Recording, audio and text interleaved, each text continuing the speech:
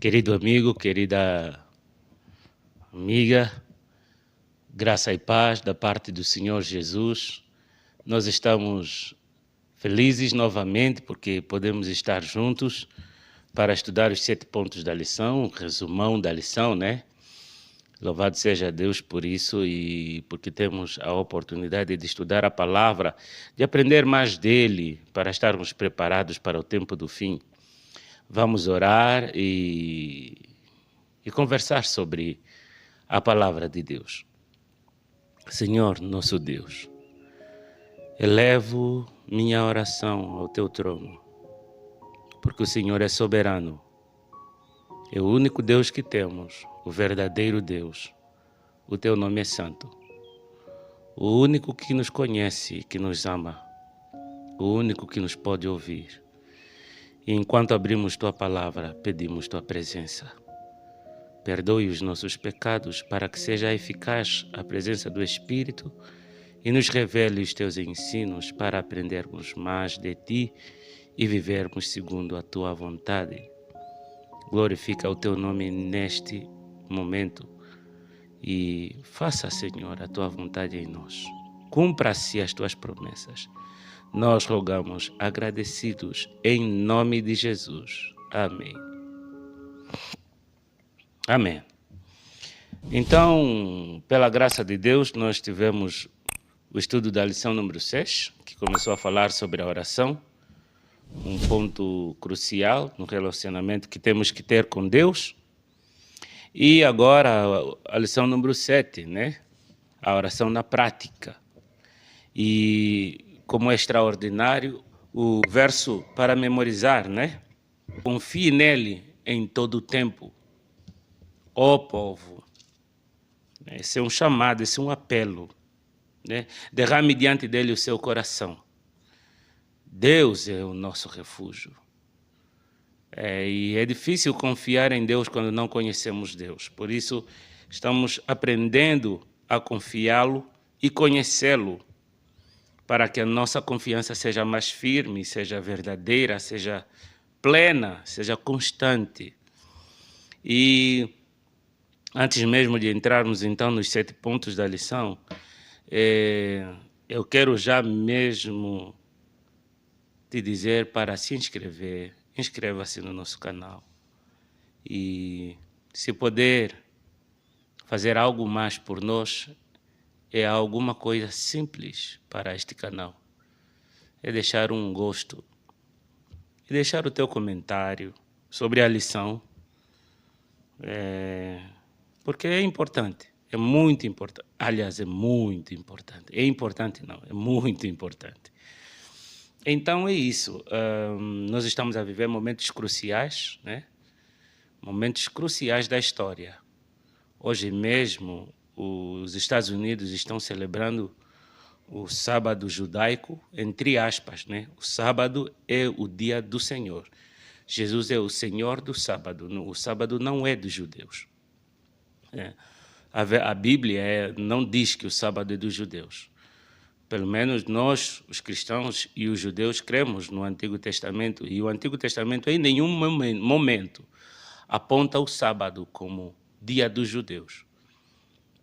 Sim, claro, Deus elegeu os judeus para ele se manifestar no mundo, para ser revelado no mundo. Mas os judeus não cumpriram sua missão e agora estão se fazendo senhores do sábado. E os cristãos estão fazendo isso, infelizmente, mas não.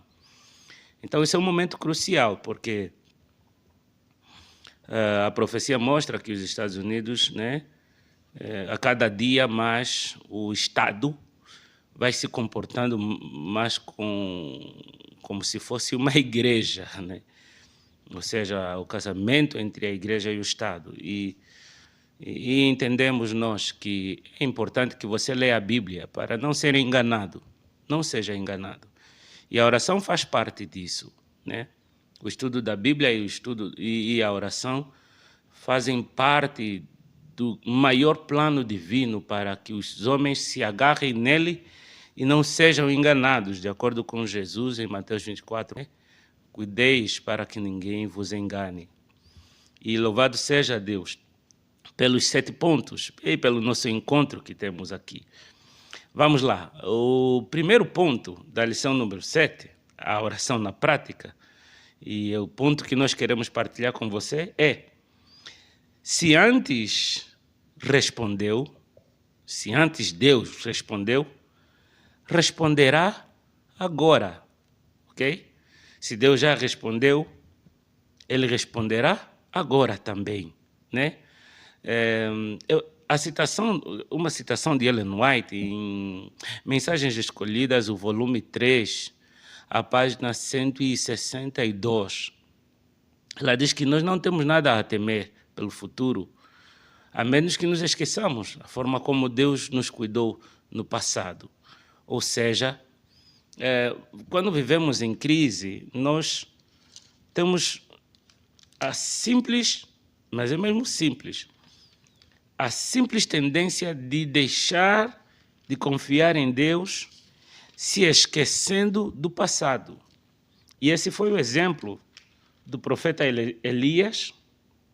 Elias, que é um tipo do cristão no tempo do fim, ok? Elias, que é um tipo do cristão no tempo do fim. Então, no livro de 1 Reis, quando nós lemos a história da guerra espiritual entre o profeta de Deus e os sacerdotes de Satanás, ok? Eu quero ir direito, né? Se é o profeta de Deus, então os sacerdotes não eram de Deus, eram de Satanás. Claro, adoradores de Baal, servos de Jezabel, a prostituta, né? Então, quando você lê essa guerra, e é uma guerra que acontece por meio da oração, e a oração que fosse respondida, essa divindade seria a verdadeira divindade. Então, os profetas de Baal oraram durante o dia, rasgaram-se, fizeram tudo o que puderam fazer e Satanás não os ouviu, porque Satanás não tem poder, não tem, infelizmente. As pessoas confiam nele e infelizmente nós, com muita facilidade, temos a tendência de deixar de confiar em Deus. E Satanás não respondeu. Não respondeu porque não podia ter o poder para fazer com que os deuses a que ele ensinou aqueles profetas pudessem ter vida. Não conseguiu porque Satanás não tem vida nele mesmo. Aí o profeta Elias orou e o Senhor respondeu na hora. Então ficou provado que Deus é o verdadeiro Deus, o único Deus vivo, único Deus vivo. E claro, qual é a tendência natural depois que você ora e a tua oração é respondida? Sentir-se bem, sentir-se amado, sentir-se querido, sentir-se conhecido por Deus, porque Deus me respondeu, afinal Ele me conhece. Uau, é bom, mas tem outra coisa. Jezabel não gostou de ouvir a notícia que o rei Acabe contou. É isso aí, né?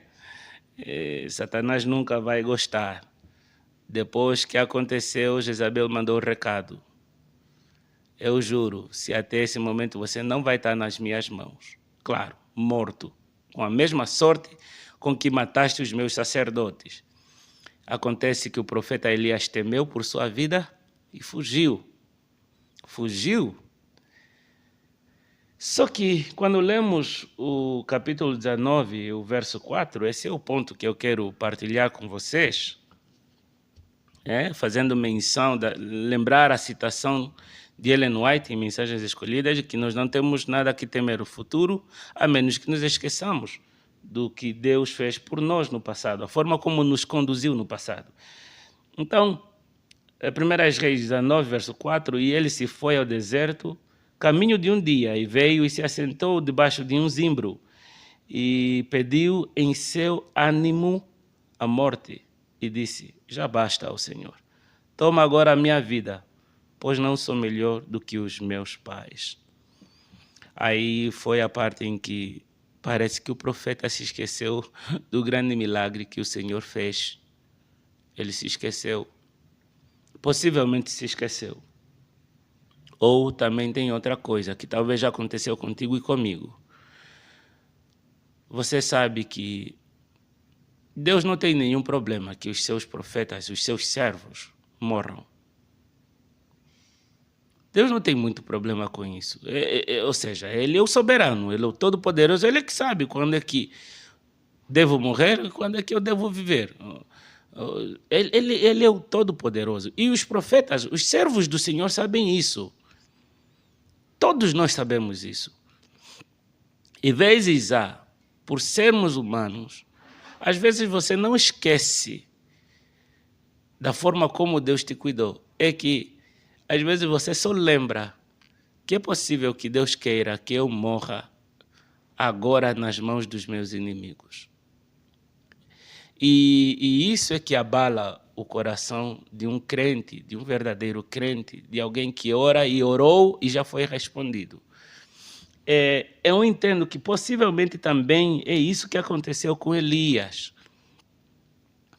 Não apenas ter se esquecido, também pode ser que ele lembrou mesmo que o Senhor fez por ele e fez diante de todo o povo. Todo mundo creu no Deus verdadeiro, mas ele também sabia que Deus permitia que os profetas morressem nas mãos dos seus inimigos. Lembra quando Jesus chegou na porta de Jerusalém, na entrada triunfal, quando ele chorou por Jerusalém, o que foi que ele disse? Jerusalém, Jerusalém, tu que fazes quê? Tu que matas os profetas. Então, como é que morreram os apóstolos? Mortos nas mãos dos inimigos. Como viveram os valdenses? Tyndale, como foi morto? Queimado em praça pública. Então, por isso Elias temeu. É mais ou menos assim, está bem, Senhor, se queres que eu morra, mas é melhor que tu mesmo me tires a vida do que aquela prostituta Jezabel. Por isso ele temeu em seu ânimo e pediu a morte. Mas também podemos escolher um outro lado. Já enfrentaste o primeiro momento, ele me livrou, ele se mostrou ser o meu Deus verdadeiro, e enfrentar o segundo momento. Da forma como ele me cuidou, ele cuidará de mim. É como os 3 hebreus, né? Mesmo que o nosso Deus não nos livrar, ainda assim, ó Rei, nós não vamos nos encurvar diante da imagem que tu ergueste. Uau! É que os hebreus, eles sabiam que poderiam morrer, como Elias sabia. Elias fugiu, os hebreus não fugiram. Então podemos ter também essa atitude, mesmo sabendo que vamos ser fustigados pelos nossos inimigos, mas o nosso Deus é o nosso Deus, Ele já nos livrou uma vez e nos livrará dessa vez também. Então confiemos. Nossas orações, ao serem respondidas no passado, e lembre-se sempre delas, então isso também seja combustível para se lembrar agora e no futuro de que Ele vai cuidar de nós. E a pergunta talvez seria, mas pelo menos para você o Senhor tem respondido. Eu não lembro que o Senhor tenha respondido as minhas orações. Talvez poucas das que já fiz, pouquíssimas das que já fiz, Ele me respondeu. A maioria Ele não me respondeu. Esse é o segundo ponto. É que o segundo ponto diz, Deus só atende segundo a sua vontade. Deus só atende segundo a sua vontade. E eu rabisquei o máximo aqui, o máximo dessa lição, né? Primeiro, Mateus 7,7, esse já é um assunto, é um texto, para mim, é dos maiores textos, né? O livro Passos para Reavivamento Pessoal. Se você quiser, escreva aí nos comentários, deixa teu número do WhatsApp, eu posso te enviar no formato digital. É um excelente livro para um reavivamento espiritual. Passos para Reavivamento Espiritual. Ele fala que nós precisamos orar confiantes na promessa, né? Dá o conselho de fazermos orações confiantes na promessa. E Jesus, quando fala em Mateus 7,7, eu o amo. E quase sempre menciono essas palavras em minhas orações, porque o Senhor prometeu e Ele vai cumprir. Lembra-se, Ele é Deus Santo.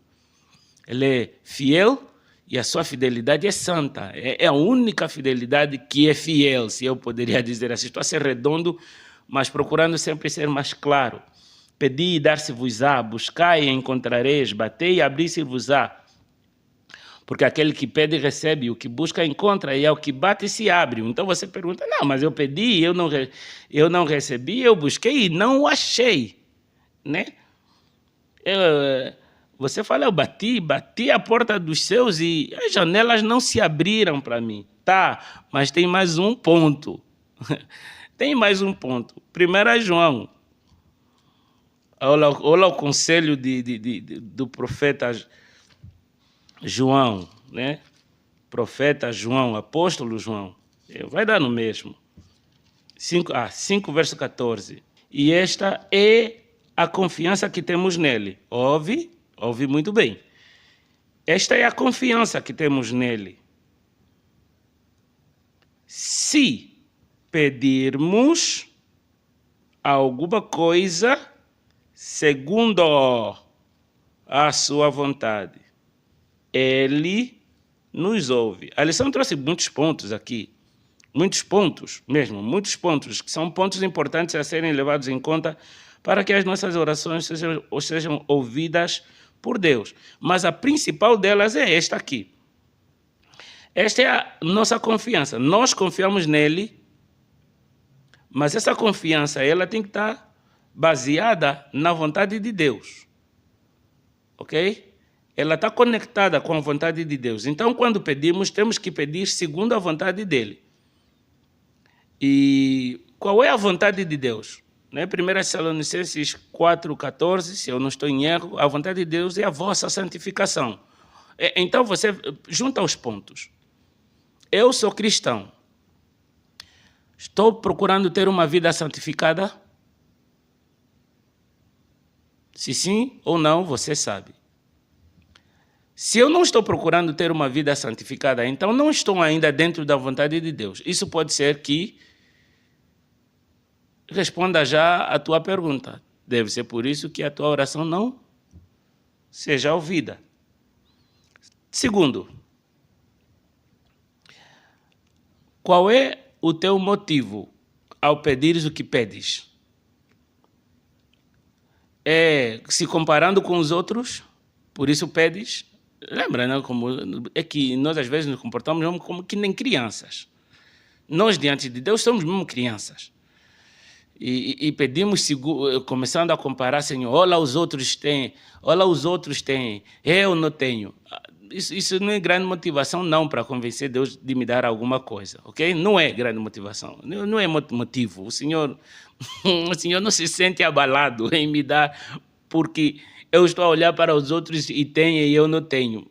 Não é grande motivação. Depois, lembra Isaías que diz que os nossos pecados são os que fazem separação entre nós e Ele? Tem um pecado que você tanto ama? Lembre-se da santificação. A santificação é fugir do pecado, principalmente os pecados conhecidos. Já abandonaste lá um. Já estás procurando mesmo fazer a vontade de Deus, de ser dele de verdade. Depois, permanecer em Deus e em sua palavra. Como é que você olha para a Bíblia, para a sua palavra? Você ama esse livro? Você tem esse livro? É que possivelmente já 80% dos cristãos não têm Bíblia. É o livro mais vendido no mundo, continua a ser o livro mais vendido no mundo, é o livro mais lido no mundo, mas já está a ser o livro menos tido em pleno culto na igreja. E você? O que é que você acha da Bíblia? Como você a lê? Quantas vezes você a lê? Porque a oração eu falo para Deus, mas na palavra de Deus ele fala comigo. Eu tenho buscado a vontade dele, eu tenho procurado saber o que ele quer que eu faça. Porque na oração, quando nós fazemos pedidos, normalmente Deus vai agir como nosso Salvador. Mas quando eu busco a vontade dele, ele vai agir como nosso Senhor. Ele é quem vai mandar o que fazer, como fazer, quando fazer, por que fazer. E às vezes temos essas dificuldades. Eu não digo às vezes. A maior dificuldade que o ser humano tem é aceitar Deus como Senhor, como seu Rei. Ok? Nós o queremos como Salvador, mas há grandes dificuldades como Senhor. Fizemos que nem as mulheres de Isaías 4.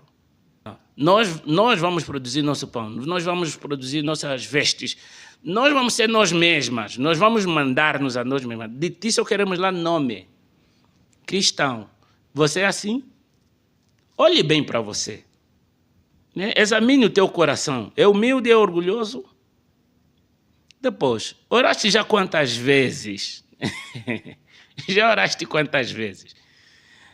O texto de 1 Tessalonicenses 5, 17 está efetivo em tua vida? Você está perseverante na oração?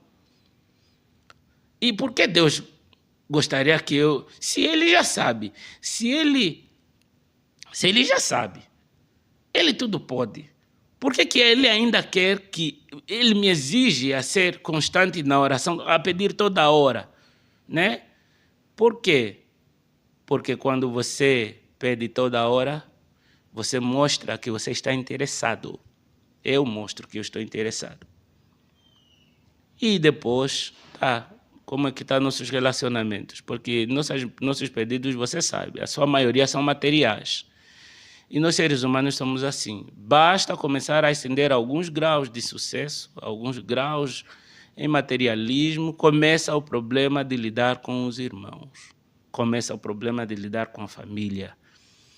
Até mesmo de lidar com a mulher.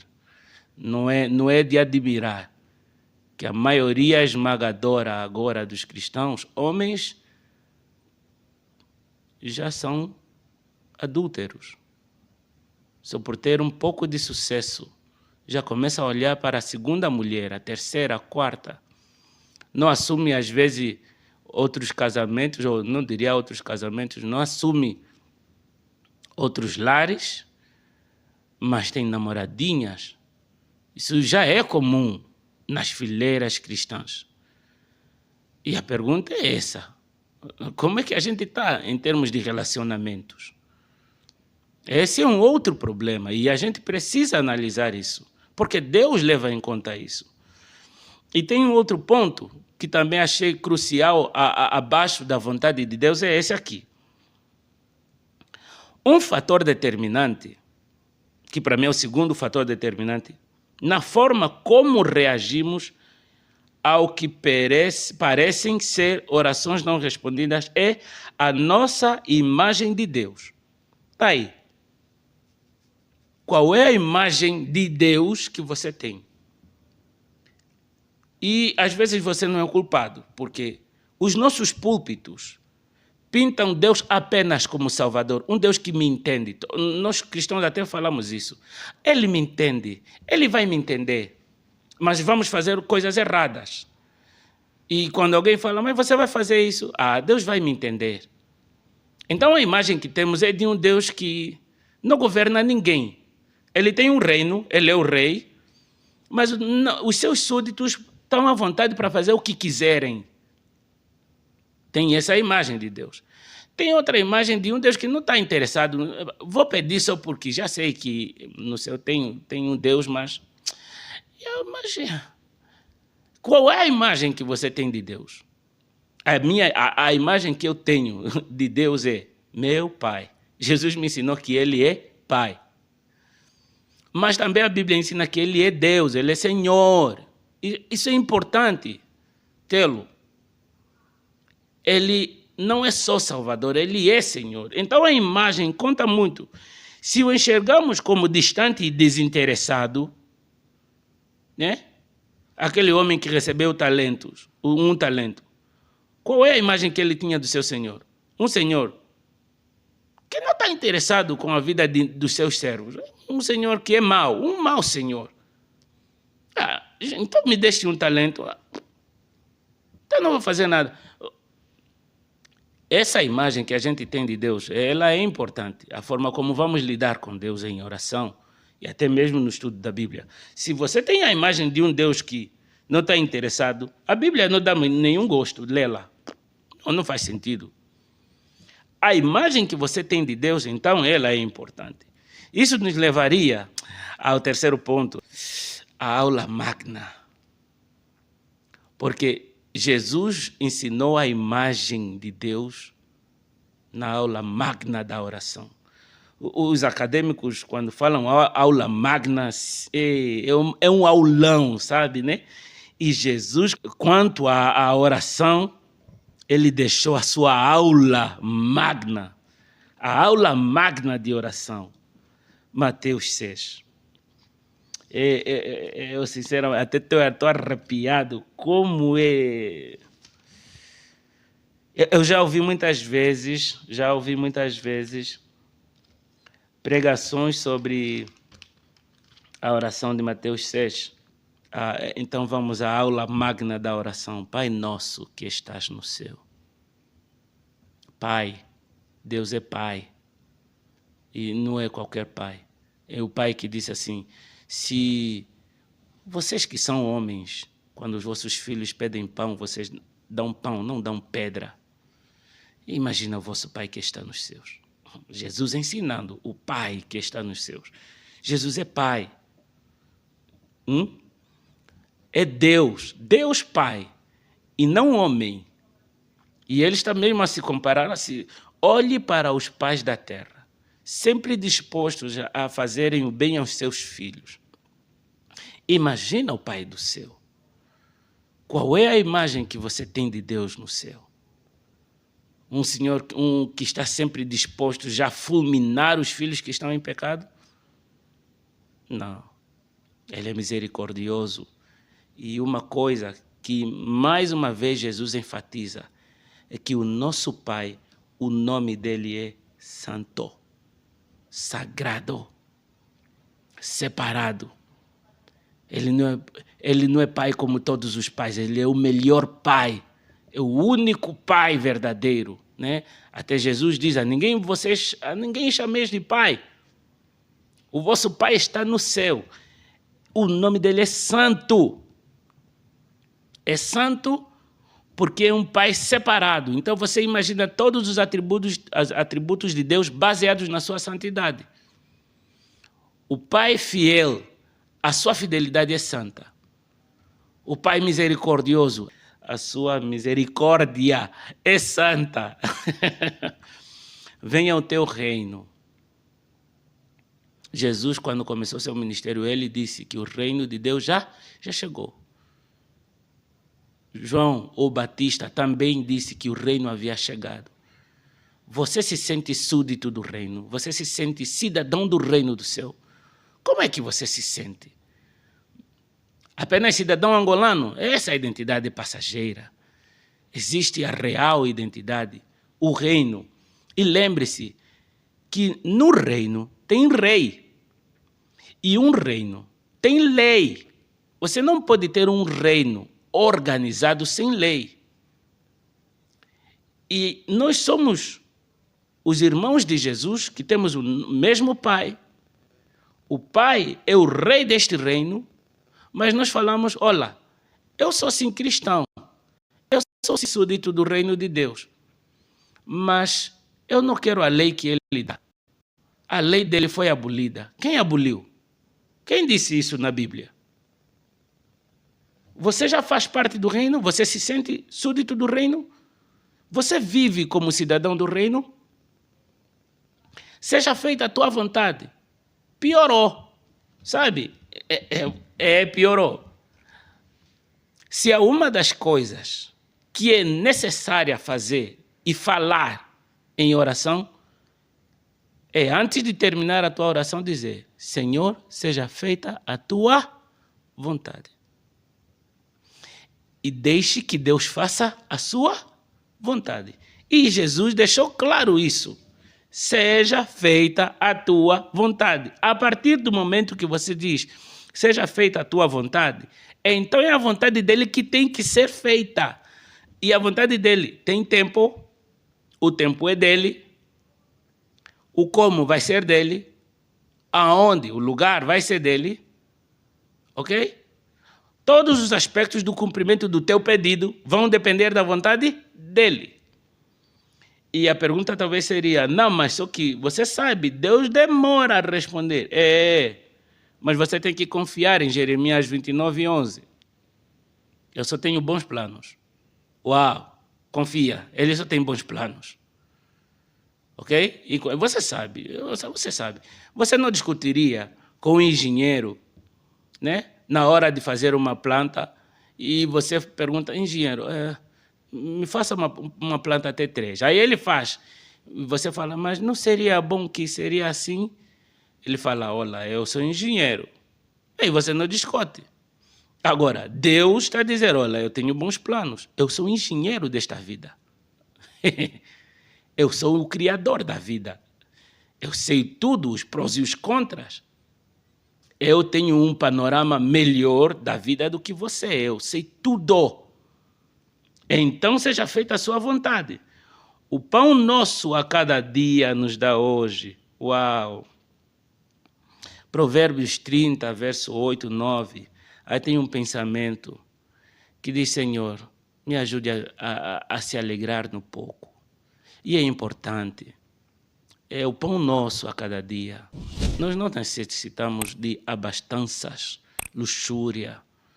Não é necessário. E porque o reino de Deus já vem aí, já vem com ruas de ouro, já está prometida. Não é só vida eterna, é boa vida, vem aí. E se atrapalhar com a luxúria, a abastança, sobejante riqueza da terra, não deveria ser tanto o nosso almejo, né? Aliás, porque daqui a pouco vamos ser perseguidos e tudo que a gente conquistou vai ser deixado. Até mesmo vamos ser provados em pleno emprego. Ou seja, tudo que conquistamos daqui a pouco é só o decreto começar. É só o aperto do cerco. Já a pandemia com antivírus está a vir aí. Eu espero que não seja dessa, mas eles já ameaçaram tanto, já avisaram tanto de outra pandemia, e ao que parece é que o antivírus vem mesmo aí como pandemia. Mas estamos preparados? As coisas vão piorar. Então, peçamos e sejamos felizes no pão nosso que a cada dia o Senhor nos dá. Não nos induza à tentação. É um ponto aqui. Aqui está, não nos deixes cair em tentação.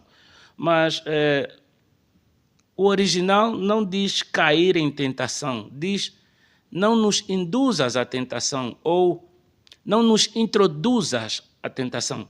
Deus não faz cair ninguém na tentação, mas Deus permite que a tentação venha.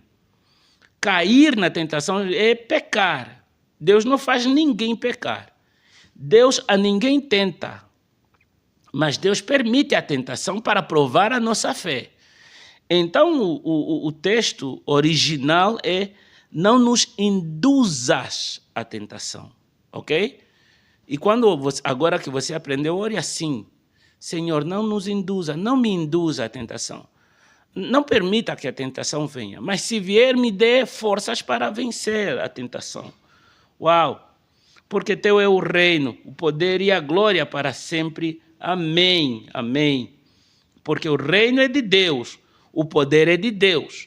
A glória é para Deus. O reino é de Deus. Eu sou súdito. O poder é dele. Eu só permito que ele haja em mim.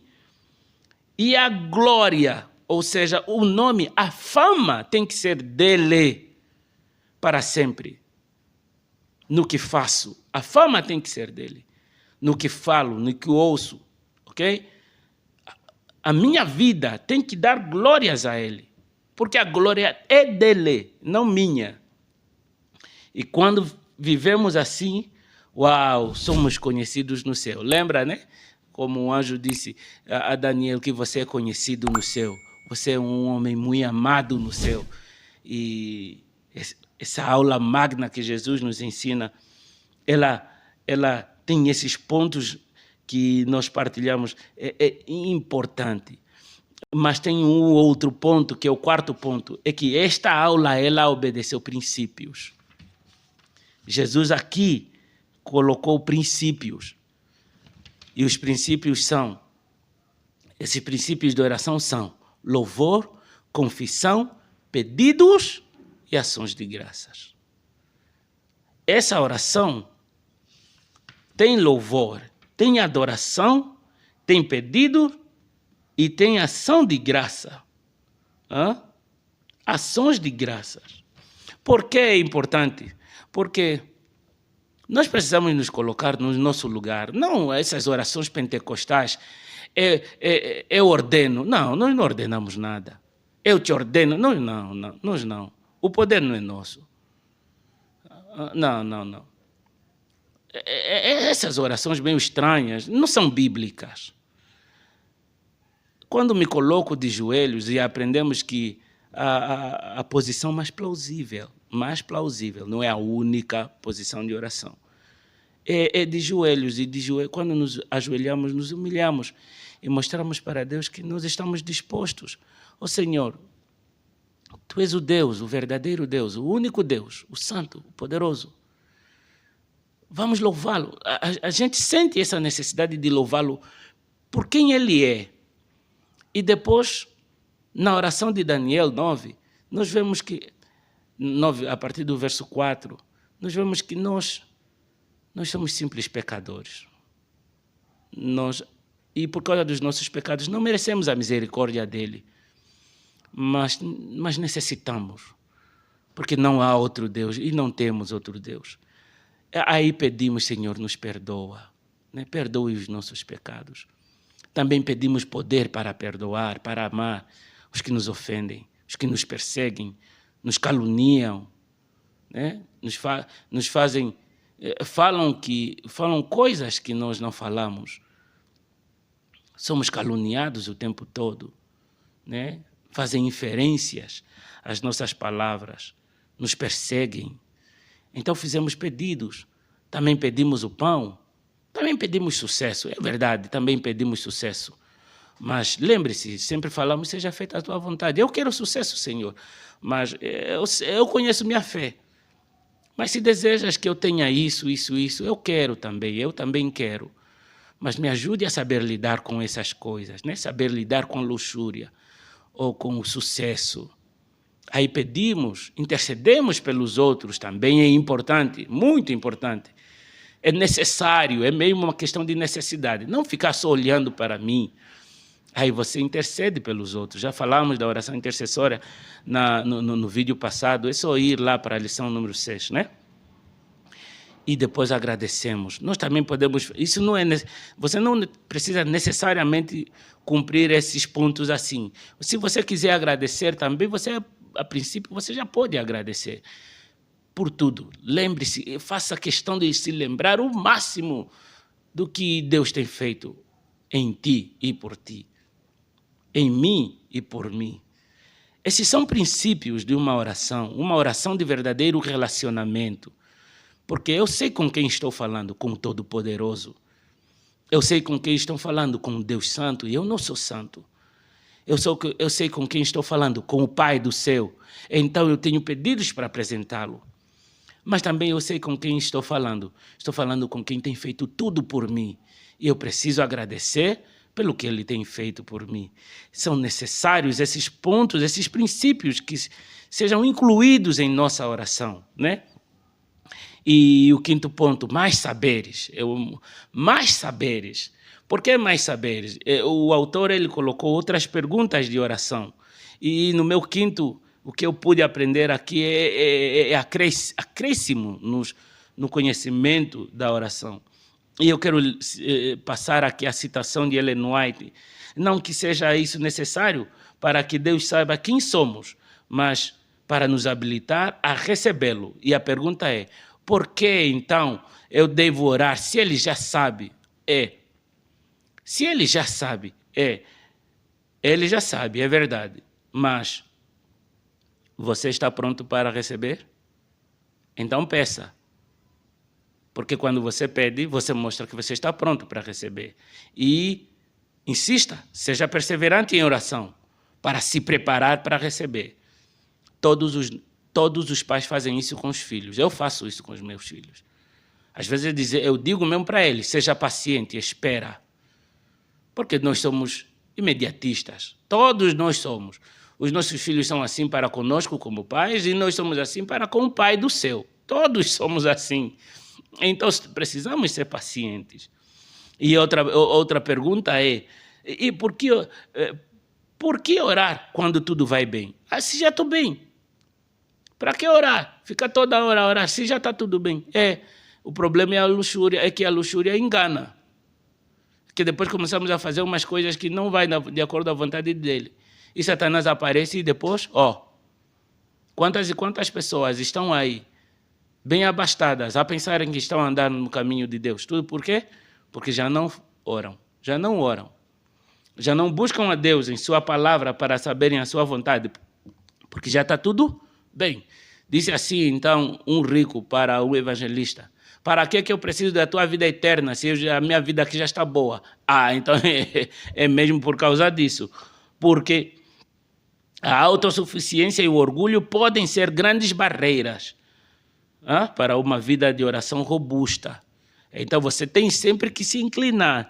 Se inclinar. A oração humilha, né? Mas é bom se humilhar diante do Pai do céu. E talvez o último ponto aqui no quinto é como devo orar. Orar é mais do que falar com Deus. Ok? Também precisa permitir que Ele faça a poda dos nossos ramos e nos dirija. É isso. Porque nós às vezes falamos, tudo que eu peço Ele me dá, Deus está comigo, sim. E você está com Deus? E como saber se eu estou com Deus? É quando eu permito que Ele os meus defeitos. Quando a sua palavra, a espada de Deus, os meus defeitos. É necessário. É necessário. Senhor, eu tenho defeito X, eu tenho defeito X. Por favor, isso tem que ser também parte da nossa oração.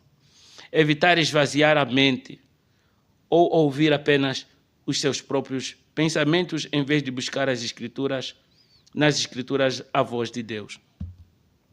Esvaziar a mente, oração espiritual, a formação espiritual, oração contemplativa. Meus irmãos, se alguém aqui está fazendo oração contemplativa, isso veio de Inácio de Loyola, isso não é de Deus. Isso é budismo, é hinduísmo, isso não é cristianismo. Fazer yoga não é cristão. Fazer yoga é esvaziar a mente e encontrar uma essência dentro de você. A essência que vai aparecer é Satanás e não o Espírito de Deus. Você pode estar em engano. Não faça isso. Oração contemplativa não é cristã. Jesus não nos ensinou a fazermos orações contemplativas. Não nos ensinou a usarmos as táticas da formação espiritual de Inácio de Loyola, jesuíta. Não é. Jesus não ensinou isso. Jesus ensinou a oração e os princípios que ele ensinou é o que devemos fazer. Não os princípios de Inácio de Loyola. Ok? Não façamos isso. O penúltimo ponto, prioridades. Prioridades. Ok?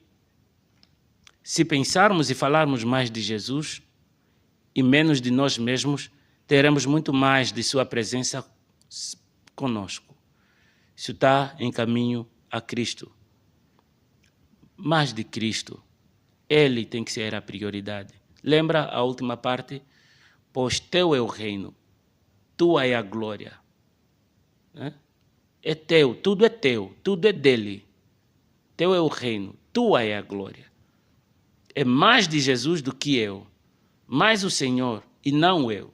Se dermos lugar às nossas dúvidas e medos ao tentarmos resolver tudo aquilo que não vemos claramente antes de ter fé, então as perplexidades apenas aumentarão e se aprofundarão.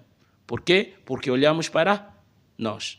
Lembro-me que o nosso grupo de oração no Cunene, ele tinha um lema, e eu levo ele comigo. Não diga para o teu problema, para o teu Deus, quão grande é o teu problema. Não diga para Deus, Senhor, olha só isso. Não admire o problema diante de Deus. É o contrário. Não diga então para Deus quão grande é o teu problema, mas diga para o teu problema quão grande é o teu Deus. Então, quem é a prioridade na minha oração? Deus. Quem é a prioridade na minha fala? Deus. Quem tem que ser a prioridade na minha vida? Deus. A quem eu devo olhar quando estou perplexo? Deus. A quem eu devo olhar quando estou feliz? Deus. A quem eu devo olhar quando estou com medo? Deus. Quando estou desafiado? Deus. Deus. Deus. Fixa teus olhos a Cristo, diz o hino, né? Fixa teus olhos a Cristo. E se assim o fizermos, seremos felizes. Uau, seremos muito felizes. E o último ponto, mais do que palavras, ação. Querido irmão, estamos a viver momentos cruciais da história. O futuro está muito incerto. As nossas ambições, os nossos planos carnais deveriam ser altamente colocados no altar de Deus e deixar que Deus faça a sua vontade, porque daqui a pouco todos os planos humanos serão frustrados, as crises aumentarão e o povo de Deus será provado. Você precisa fazer isso, pedir em oração, Senhor, prepara-me para a crise, prepara-nos para a crise, salva-me a mim e a minha família. Isso precisa fazer parte da tua oração, da minha oração, porque todos os que conhecem a palavra de Deus não serão encontrados desapercebidos, distraídos, porque nós não dizemos tarde virá o nosso Senhor, nós dizemos cedo virá o meu Senhor, cedo virá. E os sinais mostram claramente que bem cedinho ele vem, não tardará. Sim, nós pregamos que somos a última geração e estamos vivendo os últimos momentos da história dessa terra. Por isso, orar, ler a palavra de Deus. Se você não tem a Bíblia física, tenha a Bíblia física. Prepare-se. Prepare-se. Disse o anjo a Ellen White. Preparem-se. 3 vezes preparem-se. Assim como diz para a Babilônia, 3 vezes caiu, para o povo de Deus, 3 vezes preparem-se. Preparem-se, preparemo-nos. E o Senhor ouve, porque Ele é o nosso Pai. Pratique isso. E seja isso uma bênção na tua vida. Oh, Senhor, que o Senhor te abençoe. Que o Senhor me abençoe também.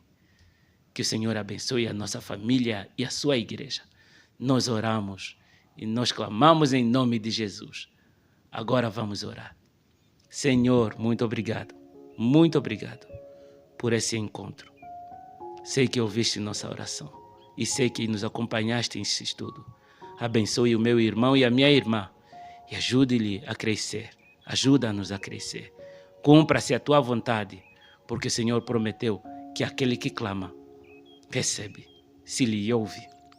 Aquele que bate, se lhe abre. E nós estamos batendo, mas batendo confiantes no nome de Jesus. O nome de Jesus, nosso intercessor. É nele em que nos escondemos para reclamar tais bênçãos, tais promessas. E sabemos que és fiel, és o único Deus verdadeiro. Nós oramos agradecidos. Amém. Amém.